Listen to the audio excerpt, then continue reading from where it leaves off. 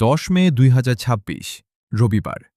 সাম্প্রদায়িক সম্প্রীতি রক্ষায় ভারতের উচিত বাংলাদেশকে অনুসরণ করা। মাওলানা জালালউদ্দিন আহমদ।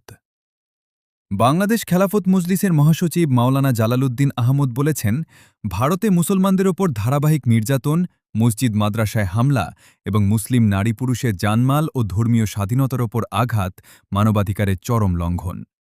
পশ্চিমবঙ্গ ও আসাম সহ ভারতের বিভিন্ন অঞ্চলে মুসলমানদের নাগরিক অধিকার হরণ এবং সাম্প্রদায়িক আগ্রাসনের ঘটনায় মুসলিম বিশ্ব আজ গভীরভাবে উদ্বিগ্ন।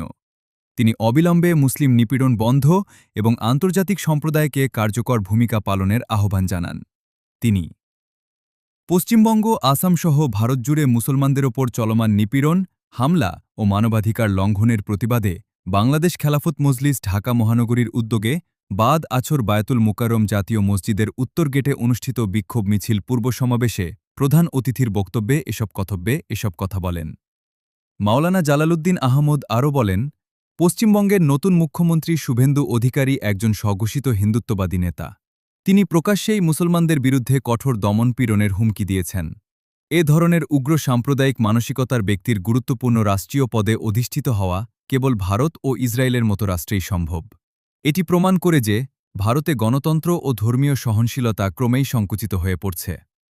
তিনি বলেন, সাম্প্রদায়িক সম্প্রীতি রক্ষায় ভারতের উচিত বাংলাদেশকে অনুসরণ করা। এদেশের মানুষ, বিশেষ করে আলেম উলামারা, নিজেদের জীবন বাজি রেখে সংখ্যালঘুদের জানমাল রক্ষায় গুরুত্বপূর্ণ ভূমিকা পালন করেছেন।